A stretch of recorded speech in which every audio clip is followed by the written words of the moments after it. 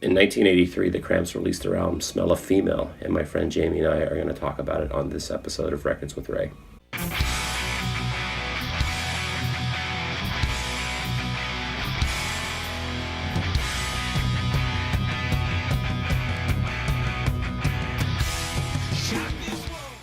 My introduction into the Cramps is Date with Elvis. That's my favorite Cramps album. Still is. Mm-hmm. And then I remember hearing Bad Music for Bad People. The early stuff. And I'm like, wow, this is so raw.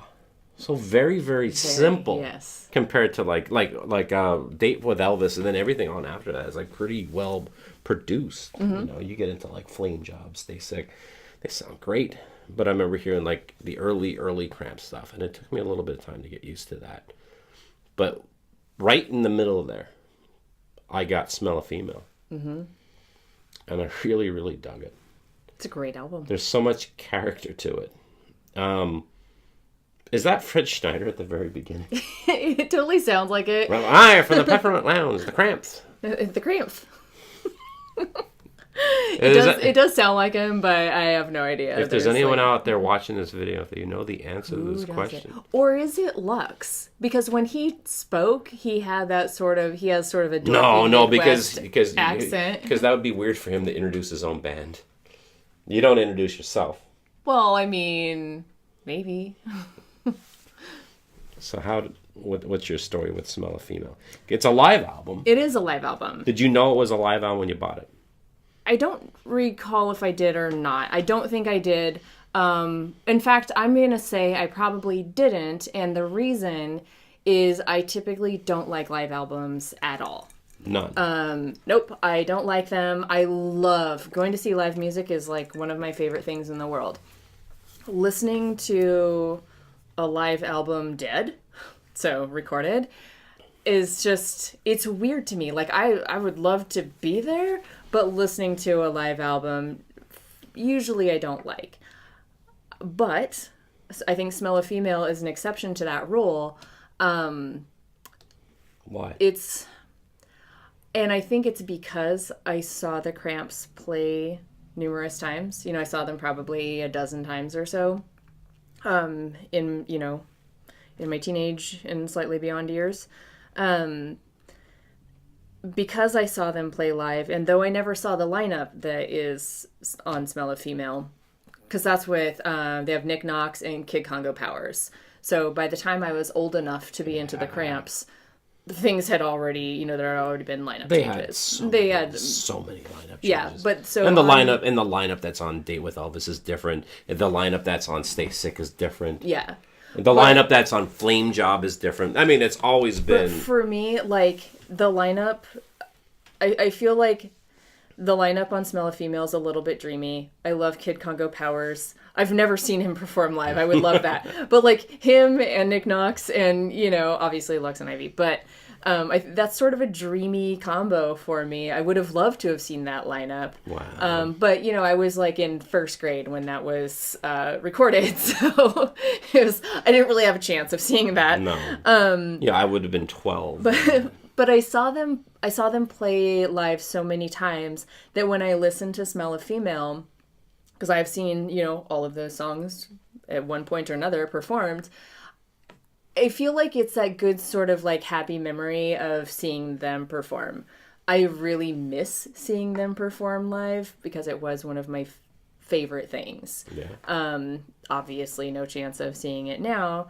But even when I first got that album, they were still around, they were still touring, I was still going to watch them play. Mm-hmm. But listening to it would take me into that, place of seeing them perform live. And because that is like the world's greatest thing that you can do is see the Cramps perform live. Like, there's nothing compares to it. And so I could sort of just have that like memory of being there and rediscover that feel. And that's what I like so much about that album, even though I typically don't like live albums. And it's weird because other bands that I've seen perform live a lot, I still don't really like to listen to live albums. I don't know why that one is an exception to the rule, but it is.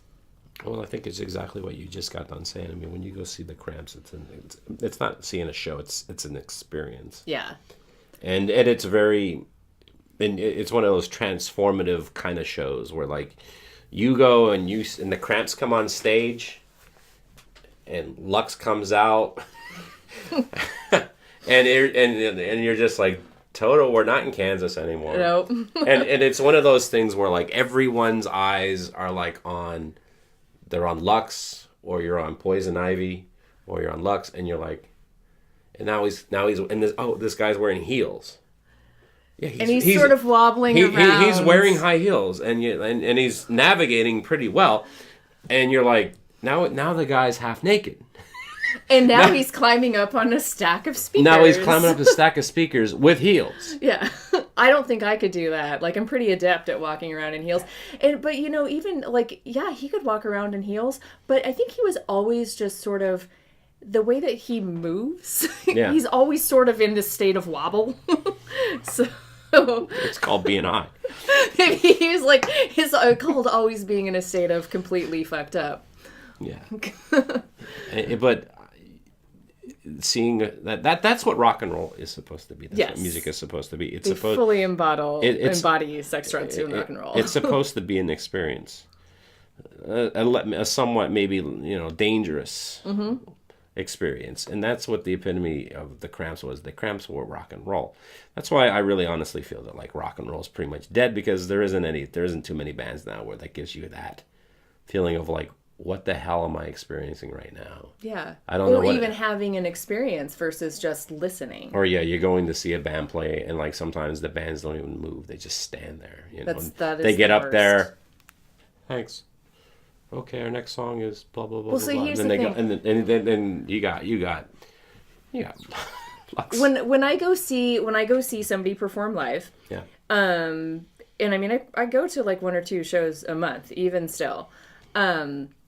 I don't want to have the same experience as sitting in my living room listening to their music. Well, you shouldn't. Because what's the point, right? Exactly. But I know people who they don't go see a lot of shows because, well, the arrangements don't sound right, and this is different, and the sound quality isn't as good. I'm like, that's literally everything I love about going to see live music. You know what I miss, Jamie? I miss rock and roll heroes. Mm-hmm. I miss that. Because Lux and Poison Ivy, they're rock and roll stars to me. Yeah. Like you talk about The Cure. There's Robert Smith. There he is. Yeah. Peter Murphy. They're like gods. They're larger than life, and it's like, oh my God, I can't believe I'm in the same room as these people. Yeah. And we're breathing the same air right now. And what they're doing on stage and how they are, they're delivering the goods. Most music today doesn't really do that. I mean, it's just like, the fact of like people don't even dress up anymore. Mm-hmm. I mean, we're talking like, Lux is wearing heels and like skin tight, like latex pants or whatever. It's like bands don't even dress up anymore. Or he'd be in a latex shirt and eventually it would be like torn to shreds and ripped off. Like, I don't know how many shirts would he go through on a tour. Like, he probably had to have like one shirt per stop on the tour because he was like literally tearing it while he was up there. And like Poison Ivy was my first rock and roll crush. I remember seeing her and being like, oh my God. And like she'd dress up however she would, whichever way. It's all good with me. And it's just like, again, you're like starry-eyed watching them. And so what you're saying is like Smell a Female is kind of the closest thing to that experience as you're going to get. Mm-hmm. And there's videos, live video of their shows, which I'll occasionally pull one up if I really feel like I need a visual fix. But somehow, and I think it's the difference between like your imagination and your memory can fill in so many details that just a long pan video of, a band performing, there's a disconnect with that. Yeah. And having just the music playing and remembering, and probably somebody who hadn't seen them live wouldn't be able to conjure that up because they wouldn't have, the reference. Having been there in the thick of it so many times, it just brings up memory. So that video playing in my head, so to speak, is so much more rich than watching an actual video of them playing. Now that Lux Interior has moved up, passed on, does that make it harder to listen to Smell of Female?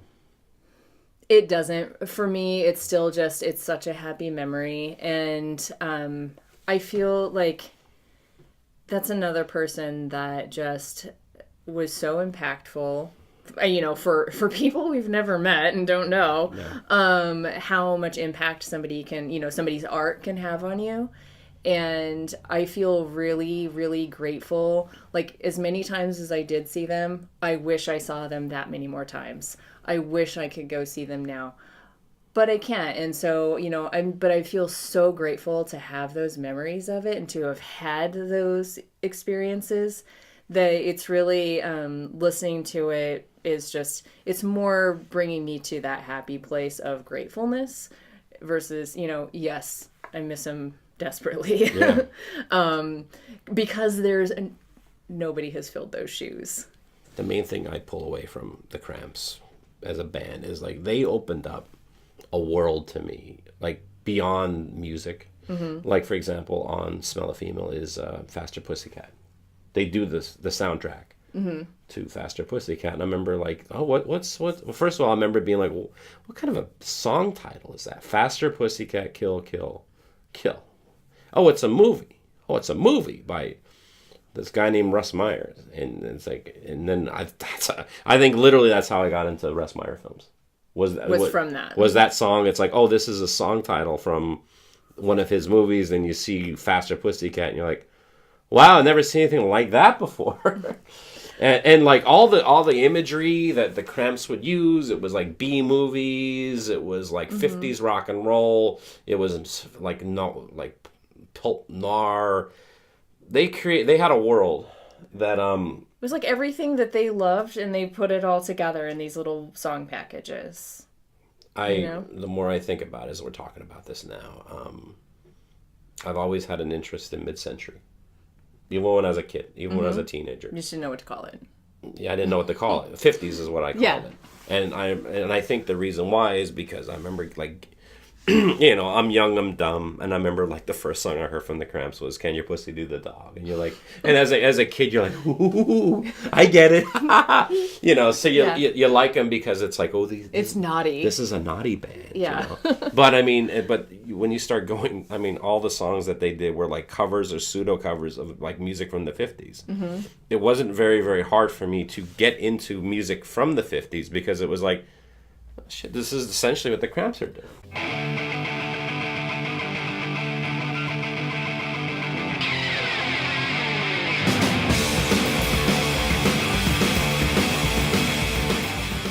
The thing I miss about punk, at least up until the 80s, it was you were full, just like you said, you're either full on in, like you see a band like the Dead Kennedys and you're like, first of all, a band name like the Dead Kennedys, or a band called the Circle Jerks, and it's like your Sex Pistols, right there, right off the bat. It's like you're either gonna go one way or the other, and you're either gonna be full on in or full on not. I remember having my bootleg cassettes and just having lots of initials written on band names because I knew if my mom found something called the Circle Jerks or like Alien Sex Fiend, so Alien Sex Fiend, it's like CJ Thrill My Life with the Thrill Cult. TKK. Yep, everything initials so that my mom wouldn't take my cassette tapes, my precious bootleg cassette tapes away. Hey gang, this is Ray, and I just want to say thank you very much for checking out my video. I hope you enjoyed it. And if you want to see more videos, please click on the subscribe button. And if you like what you see, please give it a like. That would mean a lot to me. And if you're wondering why I'm wearing Hawaiian shirts, well, when I'm not talking about records, I'm talking about my other love, Tiki. I have a show called Tiki with Ray. If you want to check that show out, just search Tiki with Ray on YouTube. It'll come up.